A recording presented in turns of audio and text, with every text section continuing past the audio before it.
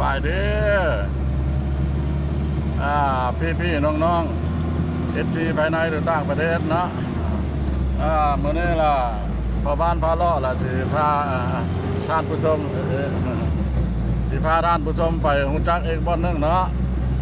มันวัดบ่อนนี้ล่ะเป็นวัดบ้านโคกเฮ็ดเด้อกำลังเดินทางเข้าไปนี่ล่ะบ้านโคกเฮ็ดนี่ล่ะมันไปทางบ้านยังโก้มทางโรงงานกะลี่ของจีนนี่แหละเนาะ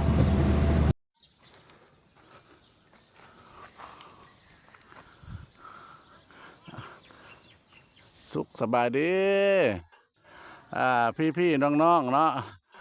ทั้งพอบ้านพาเลาะเลยก็ได้มาฮอดมาถึงเด้ออันนี้นะเป็นประตูโคงทางเข้าวัดเพิ่นเนาะ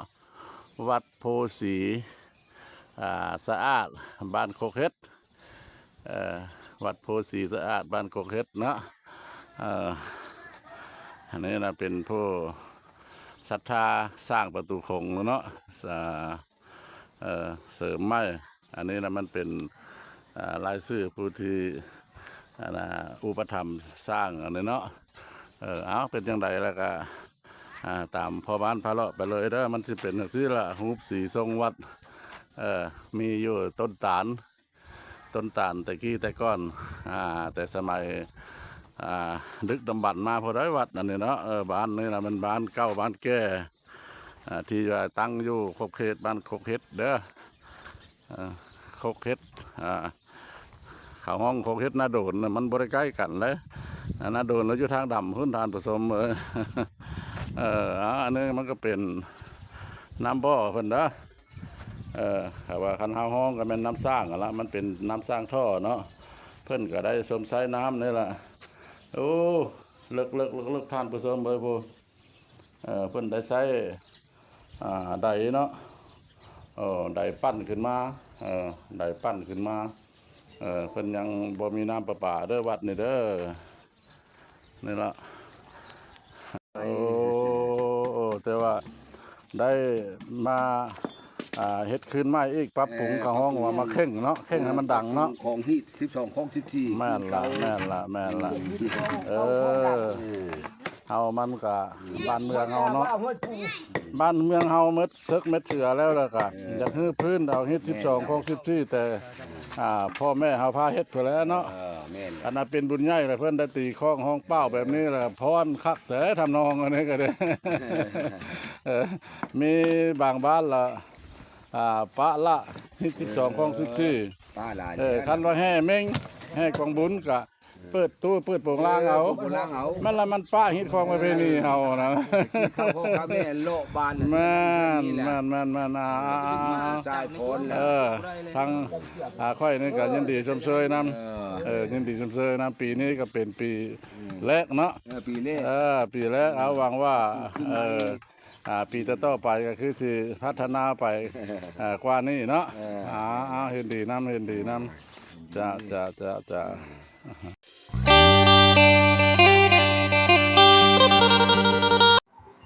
ตั้งข้างข้างแบบนี้มันโบเห็นตั้งข้างหลังตั้งเอาขึ้นดูสูงนะทางเพศไว้แถวเสาเลยไว้เสาแล้วตั้งข้างข้างมันโบเห็นไว้แถวเสาใช่บ้างแต่ทางเพศไว้เสาเยอะมากเลยนะแล้วก็ต้องตั้งเงี้ยๆก่อนแล้วก็ต้องนั่งคือให้แหละยับเสา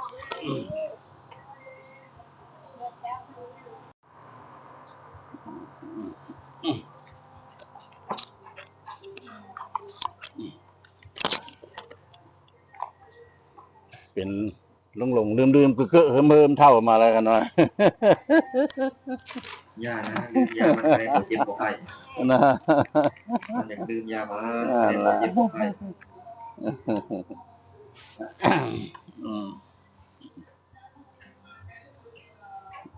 แล้วอันนี้ครอบครัวพอคำดีเนาะครอบครัวพอคำดีนามสกุลอันนี้นามสกุลอะไรอันนั้นมีว่าสีการนารามันมีชื่ออยู่นี่เด้อมีอะไรกันอยู่นั่นแล้วกันเนาะเพราะว่า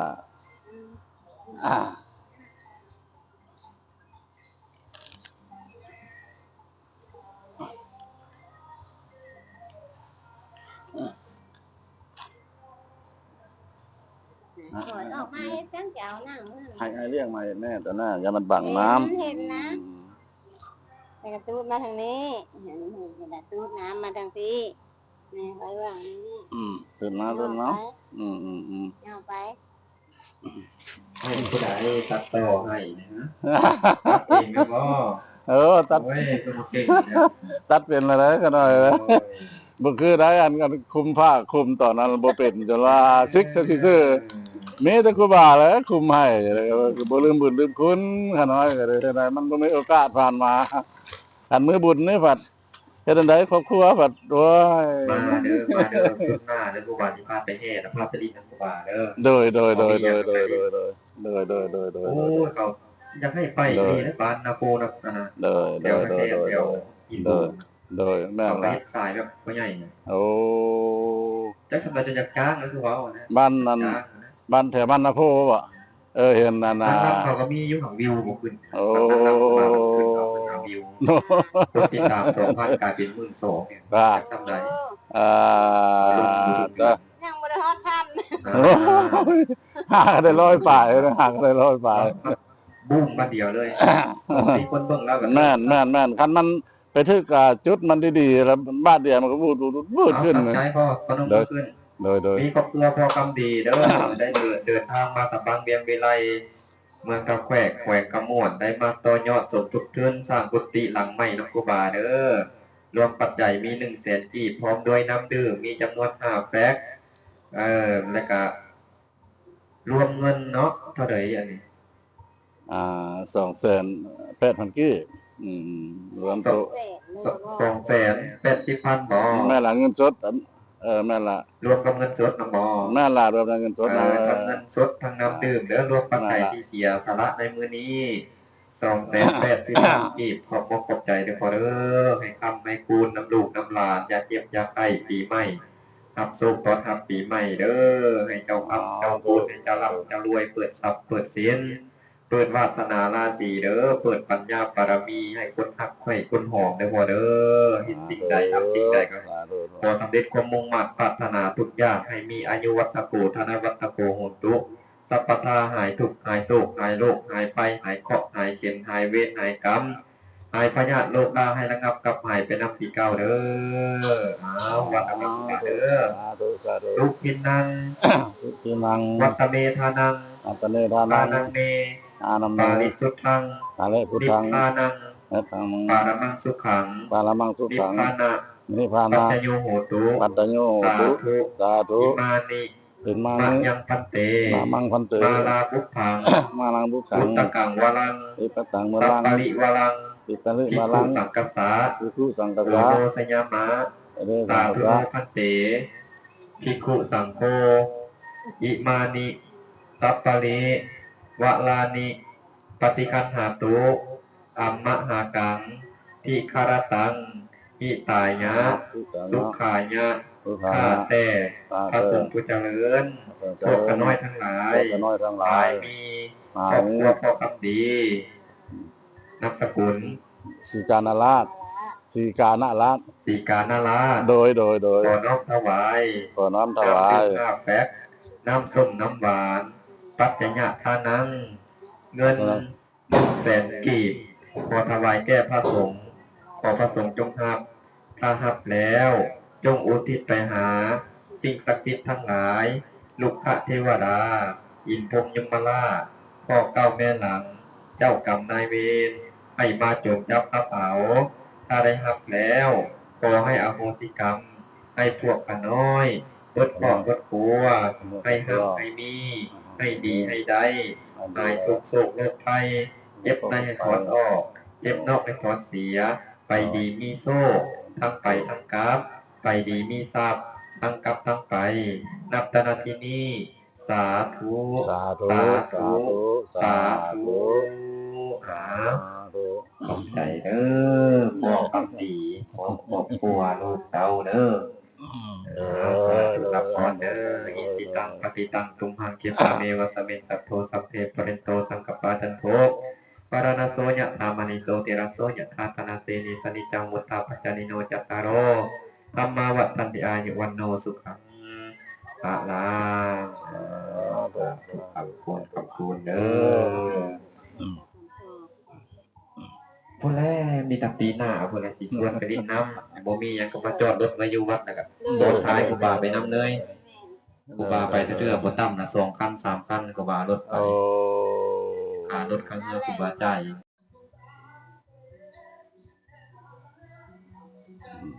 สร้างแล้วมันเจริญแล้วบ่ได้บ่นี่ อืม อยู่นี่ อืม นะ ว่าเพิ่นอันนั้นครูบาเพิ่นน่ะได้สร้างกุฏิหลังไม้เนาะเพิ่นก็บางเทื่อเพิ่นก็เงินออกตนญาติโยมบางเทื่อเพิ่นก็จกธงเพิ่นเอง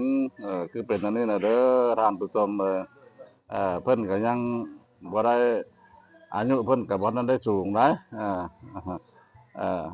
เพิ่นก็ยังอ่อนๆเดี๋ยวนึงแต่ว่าเพิ่นก็มักสร้างมักสร้างมักพัฒนาทีนี้ล่ะเพิ่นได้จกธงเพิ่นเองจ่ายค่าให้ทรายเนาะเพิ่นสิมาสร้างกุฏิคือกุฏิหลังเก่านี่มันก็เป็นอันนี้น่ะเด้อนี่เป็นไม้ก็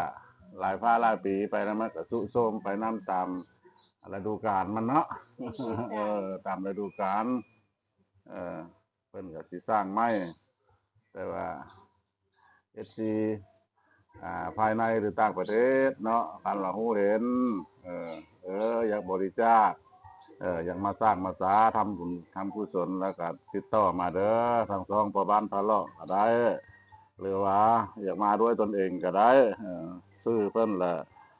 ครูบาเติมเนาะอยู่บ้านโคกเฮ็ดนี่ล่ะเพิ่นก็เป็นตอนแรกก็เป็นเจ้าอาวาสก็แม่นขึ้นอยู่กับเพิ่นพัฒนาสร้างสาก็หลายบ่อนแล้วละเอาถ้าเห็นคลิปประบ้านพะเลาะนี่แล้วก็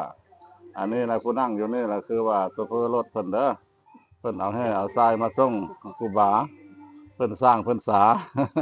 ยังบ่ได้สำเร็จเพิ่นก็เลยยังขาดเขินน้ำทื่นฮ้อนนั่นล่ะพ่อแม่ประชาชนกับบ้านก็บ่กว้างบ่ขวางเนาะเป็นบ้านนอกคอกขะเมบ้านโคกเพชรแต่ว่าถ้า SC ภายในหรือต่างประเทศฮู้เห็นแล้วเนาะอยากมาสร้างรักษาอยากมาพัฒนาก็ขอเชิญชวนเด้อทำบุญร่วมชาติตักบาตรร่วมกันเนาะเอามาท่านเห็น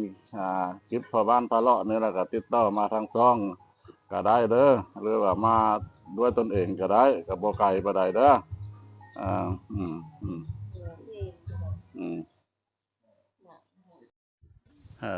ให้ถ้าผู้ชมมาฮู้จักกับอีกสถานที่หนึงเนาะมันอยู่ในวัดบ้านโคกเฮ็ดนี่เด้อวัดบ้านโคกเฮ็ดเมืองตะแคกแข็งขมวนนี่ล่ะถือว่าเพิ่นได้สร้างกุฏิหลังไม้แต่บ่ทันได้สำเร็จเนื่องจากว่ายังขาดขืนทินฮ้อนอันนี้นะเป็นต้นว่ากุฏิหลังเก้าอันนี้แหละมันก็ได้เเสื่อมโทรมไปตามธรรมชาติเนาะอันนี้นะเพิ่นได้สร้างไม้ทางครูบาเจ้าอาวาสเพิ่นอยู่นี่แหละก็มีครูบาเติมเนาะเพิ่นได้มาเป็นเจ้าอาวาสอยู่นี่เพิ่นก็ได้มีกิจการสร้างเพิ่นนาก็ได้มาอยู่ประมาณน้องสองหรือ3 ปีนี่ละเพิ่นก็มีความตั้งใจอยากพัฒนาสร้างสาก็พอได้แต่ซ้ำนี่ละจากนั้นนะจะว่าท่านว่า พี่น้องๆSC ภายในหรือต่างประเทศเนาะถ้าเห็นคลิป พอบ้านพะเลาะแล้วก็ขอการุณาสวยชูเนาะมาเป็นเจ้าภาพเจ้าศรัทธานำกันมาสร้างมาสามาพัฒนาแล้วก็ติดต่อมาทางซ่องพอบ้านพะเลาะเด้อ เขียนชื่อซ่องละใช้ภาษาไทยเด้อพอบ้านพะเลาะแล้วมันสีขึ้นมาให้เห็นอยากติดต่อว่าโอ้อยากมาอุปถัมภ์คำสู้อยากมาสร้างมาสากุฏิหลังไม้นี่ก็มาได้เลยเด้อเพราะว่าอยู่นี้มันก็เป็นบ้านนึงเนาะที่ว่าห่างไกลตัวเมืองกันถือว่าแล้วก็อยู่บ้านนอกบ้านนาหั่นละทินฮ้อนกับบ่หลวงบ่หลาย เพิ่นก็เฮ็ดได้ส่ำนี้เพิ่นก็กำลังหาไปนำเฮ็ดไปนำสร้างไปนำแม่แต่ว่าเพิ่นยังอายุก็ยังหนุ่มยังน้อยอยู่ก็สิอยู่ราวๆประมาณมั่ง20ปลายบ่อายุเพิ่นก็แต่เพิ่นก็ได้มาเป็นเจ้าอาวาสอยู่นี้เพิ่นก็มีการสร้างสาพัฒนาเอาถ้าว่าเห็นคลิปนี้แล้วก็ขอความเมตตากรุณาเนาะช่วยสู่ผู้ละเล็กผู้ละน้อยประกอบส่วนนำกันเนาะมาวันนี้ก็ขอปิดคลิปไว้เพียงส่ำนี้เนาะโอกาสหน้าทางประบ้านปะเลาะจะพาท่านผู้ชมไปหุ่นจักอีกบ่ละหลายบ่อนเนาะสบายดีสวัสดีครับ